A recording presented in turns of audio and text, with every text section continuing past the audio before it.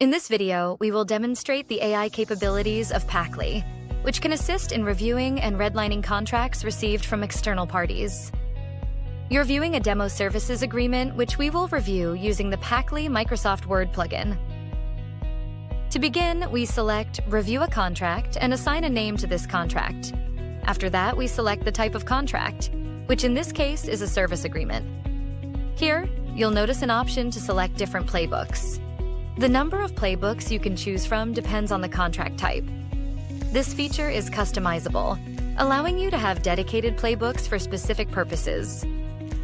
For example, you could have a services agreement playbook for general services or a services agreement for professional services, like consulting or advisory work. In this case, we'll select the vendor contract playbook and initiate a review. Each playbook can contain any number of positions, which can be customized or expanded as needed. Essentially, these positions act as a checklist to ensure that the agreement is reviewed in a consistent fashion. As you can see, there are 19 positions across different areas in this Pactly default playbook for services agreements. You can, of course, modify and supplement this default, or come up with your own playbook, a process we'll cover in a separate video. The review process typically takes between 3 to 5 minutes, but may require more time for lengthier documents. We'll pause the video quickly and we'll resume once the review is complete. Once the review is complete, you'll notice that the AI has evaluated all the positions as either compliant or non-compliant. Let's delve deeper into the first position. This position indicates that we, as the client, should not provide any indemnities to the supplier. The AI assessed that the position is compliant and provided some reasoning. Importantly, it has highlighted all relevant clauses used in its assessment. First, it has identified the supplier and client from the recital and has also identified the general indemnity obligation.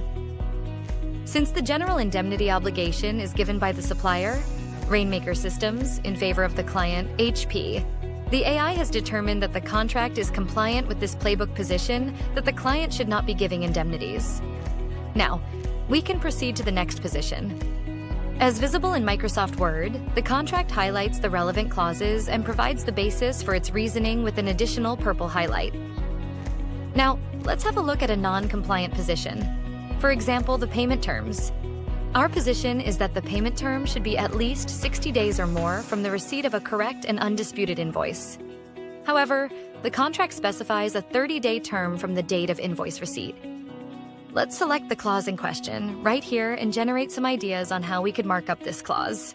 Using your description of the preferred position, the AI will generate a series of fallback options. These fallbacks can be incorporated with or without track changes. Moreover, the AI can also propose a comment to provide context to the counterparty about the reason for the proposed change. Let's apply the fallback here. As you can see, the change has now been marked up.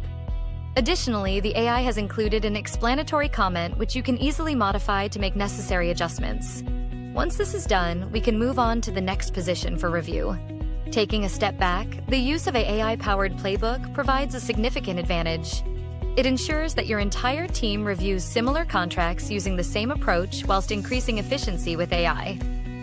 While it's still essential to read through the contract and verify its alignment with the parties' intentions, this approach ensures that minimally, the key positions adhere to your standard practices. And that's it. This is what AI review and redlining look like. In our upcoming video, we'll explore how you can tailor your playbook to align with your internal policies.